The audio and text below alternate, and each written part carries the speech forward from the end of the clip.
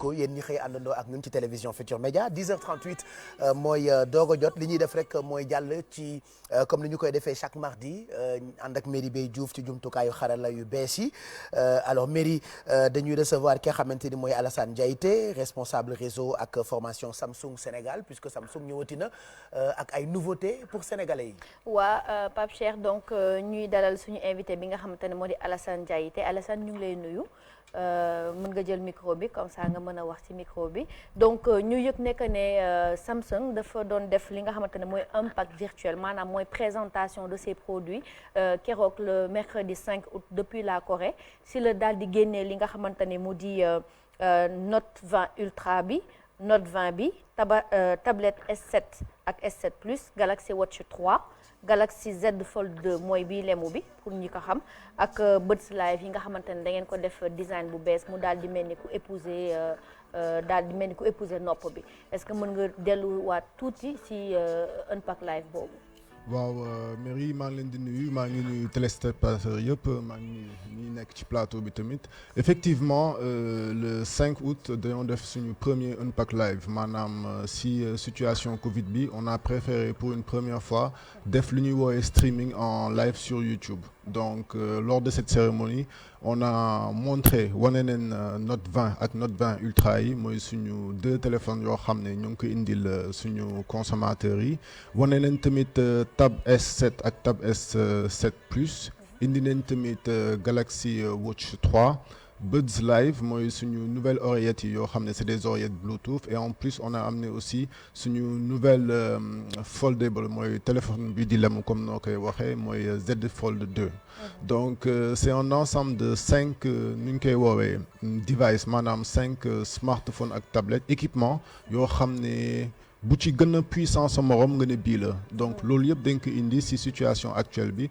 parce que xalaat nañ ne suñu consommateurs yi nit ñi au fait dinañ soxla jumtukaay yu mel noonu moo tax tey ñu indi ko. mais ci situation boobu sax laay taxaw est-ce que ragaloo leen tuuti que ne xam nga ak Covid bi xaalis ñàkk na am na loo xamante ne nii dal na nit ñi donc est-ce que du xaw a affecté li nga xamante ne moo di vente Note 20 yi.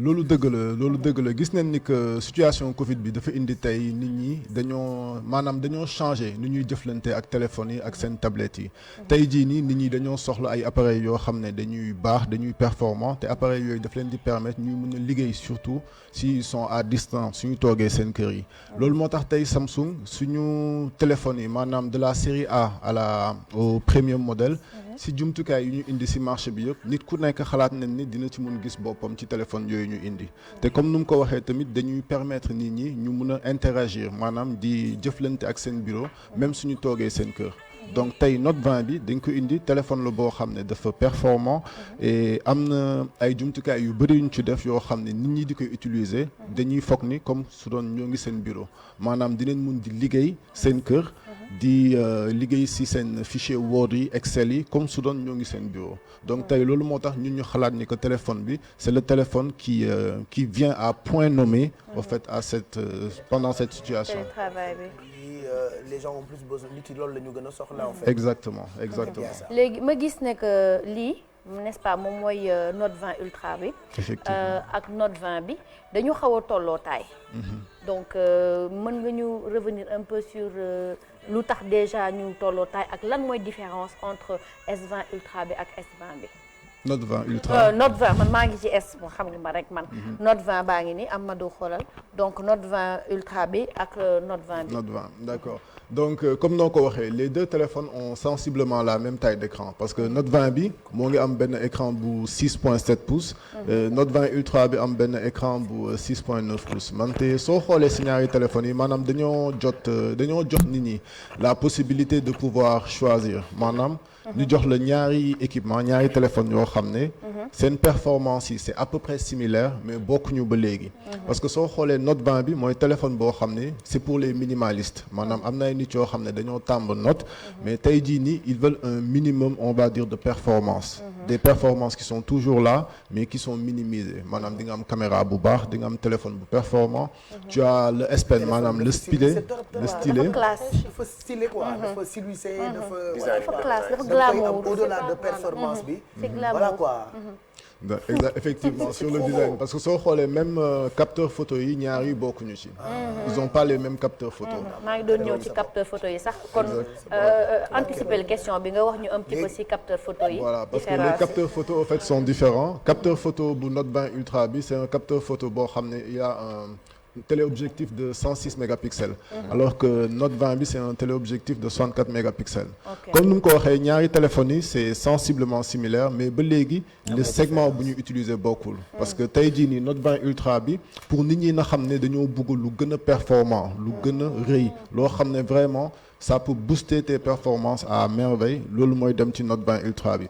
Pour les gens qui sont minimalistes nag ñoom dañuy dem sur le Note 20 loolu moo tax tey ñu indi ñaari téléphones yi pour pouvoir exactement pour pouvoir jox nit ñi le choix de ñu mën a choisir entre deux devices. ok mais dama seetlu ci Note 20 yi. S Pen bi. dafa nekkoon à droite. ñu jékki-jékki yóbbu ko à gauche. pourquoi? Parce que xam naa ne yéen moom boo leen di def dara y a toujours une raison. waaw il y a une raison derrière ça parce que soo xoolee tey jii lu ñuy woowee le square maanaam la forme de l'appareil photo de l'objectif de l'appareil photo. moo indi S Pen bi pour ñu déplacer ko maanaam S Pen bi suñ ko defoon sur le même alignement que appareil photo bi du mun xëcc ci téléphone bi.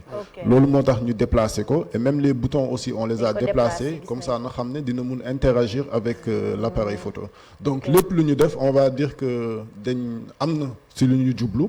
ba pare tamit dañoo déglu suñu consommateurs yi moo tax ñu def ko. ok cher na cherul loolu la ñëpp di laajte fi mu ne nii. waaw prix bi ñu ngi doon ñëw ci prix bi. mais balaa prix bi rek nga wax ñu am na benn option bi ñuy tuddee file sharing maanaam partager li nga xamante ne moo di ces documents. est-ce que par exemple xam nga yenn saa yi mën nga jël document nga partager ko nit nga juum. est-ce que loolu du la dal parce que gis nañ que ne téléphone bi daf lay envoyer intuitivement par exemple bu ko bëggee envoyer Pape Cheikh. da lay jox intuitivement kii wu Pape Cheikh mais est-ce que par exemple amul risque nga juum envoyer benn document comme nu muy faral di dalee ci yeneen téléphone yi. ok option boobu ñoo ngi koy woowee file sharing. donc si Note 20 bi ak Note 20 Ultra bi dañ ko ci def. il faut savoir que sooy def partage bi comment ça se passe téléphone bi dafay ñëw nga ne ok yow am nga benn vidéo wala benn fichier bu 10 boo bëgg a partager. soo ko activer partage bi daf lay wax nit yu nekk sa wet. ñan ñoo mën a comment on va dire. ñan ñoo mën a recevoir fichier bi. d'accord donc yow la personne qui envoie à chaque fois yow yaay valider envoi bi. yaay prudent rek. yaay prudent yow yaay valider envoi bi mais dina la jox les gens qui sont autour de toi et qui peuvent recevoir ce fichier. loolu lam lañ ci jublu mooy rapidité d'exécution maanaam gaaw dans toutes les exécutions parce que ñun Samsung lan mooy suñu objectif mooy tey toutes les tâches par exemple de la vie yoo xam ne da nga ko doon def en 10 gestes wala ay 7-8 gestes. en 2 gestes nga mun ko def avec tous les appareils de Samsung. C'est bien ça. Donc il y a une certaine sécurité qui est derrière te loolu yëpp en fait ñoo ngi koy jël en compte. Voilà. D'accord donc nga wax ñu rek quels sont les prix. parce que xam naa ne nit ñi moom ñu ngi xaar lool ak aussi s'ils sont disponibles en précommande. nga ñaaxaale rek tamit li nga xamante ne moo di batterie bi. parce que gis naa ne ñoom seen batterie 4,5 mAh la alors que S yi ñoom 5000 la. waaw ñu dem ci prix bi donc Note 20 Ultra bi il sera disponible le prix de vente conseillé mooy 675 000. conseillé le prix de vente conseillé 675 000. précommande mooy téléphone bi disponible gul actuellement. non maanaam da nga koy commander mu ñëw da nga koy précommander. nekkul ci boutique yi fii. non. Pour le moment la sortie internationale elle est prévue le 21. donc actuellement yéen mi nekk ci plateau bi vous êtes yéen mi nekk ci plateau vous êtes les premières personnes au Sénégal à le voir. à les toucher. à le toucher. bien ça. Ouais. donc vous avez cette priorité là. yàlla teral nañu de. am jox ko Note 20 bi. donc. ultra bi man boo may jox wërsëg fu ne ultra bi. donc c'est chouette donc précommande possible. donc les précommandes sont possibles à partir du 14 inchallah de ce vendredi 14 et les gens qui auront précommandé le téléphone une semaine plus tard ils pourront commencer à le recevoir donc c'est-à-dire avant la sortie internationale du produit.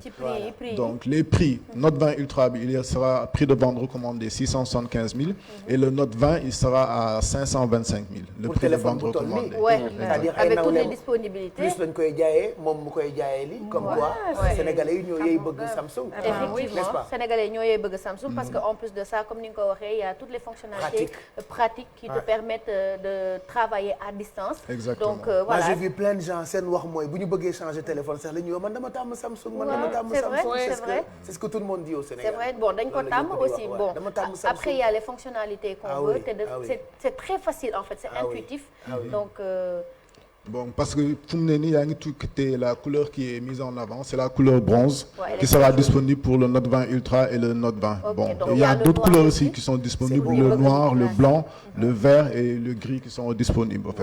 D'accord. On a un ensemble de 6 couleurs qui seront disponibles pour les deux téléphones. Donc c'est deux nouveautés. Deux nouveautés. Note 20 Ultra ak Note 20. ak Note 20.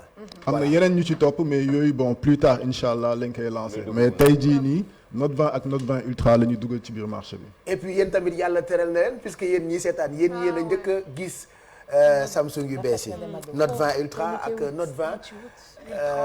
Voilà des téléphones qui seront disponibles au Sénégal merci Alassane Diaité voilà responsable réseau et formation Samsung Sénégal. Quel sera le message pour sénégalais yi nga xamante ni miin nañu Samsung trop ban message nga leen di jox. waaw tey comme je dis ñoo ngi nuyu sénégalais yi te ñoo ngi leen di nekk Samsung c'est une marque boo xam ne on est présent au Sénégal. bureau bi moo ngi fii ñoo ngi déglu tamit suñu consommateurs yi am nañ suñu représentant yu nekk ci marché yi. ñoom tamit suñu demee foofu dinañ mun am ay jumtukaay ay téléphones ak ay appareils électroménagers yoo xam ne franchement dina répondre comme on dit à leurs attentes et en plus ils auront la garantie service après-vente maanaam suñu appareils yi ak que ça soit le téléphone et les électroménagers ils sont garantis pièces et main-d'œuvre gratuitement donc nit ki suñu amee ay problèmes dinañ dem si au niveau suñu SAV yi te foofu dinañ leen ko defaral incha allah. Voilà. C'est bien merci Merry. Merci Alassane. Merci de votre présence. xanaa rek une petite et dernière est-ce qu'il est possible pour ñi nga xamante ne dañu am Samsung 20 pour remplacer wut si Galaxy Note dama déggoon ne que loolu c'est possible chez vous. Oui en fait am nañ benn programme boo xam ne ñoo ngi koy woowee programme d'échange en fait trading programme donc programme boobu daf lay permettre yow si tu as un téléphone boo xam ne c'est en bon état et un téléphone premium mun na ko dem nga dugal ko comme ça après bon waxtaan ak suñu partenaire boobu partenaire bi mun la jox téléphone bu bees bu ñuy génn donc le partenaire il est là après on va communiquer sur les différents éléments de ce programme là inchallah. Merci beaucoup Alassane. Merci bien Merry. Merry mi mbaa duñ ko dàq fan yi. déedéet mi ngi ci brief. yàlla baax na merci Alassane ñu ngi lay gërëm bu baax voilà donc Samsung moo fi jaar on recevra waa Orange dans quelques minutes.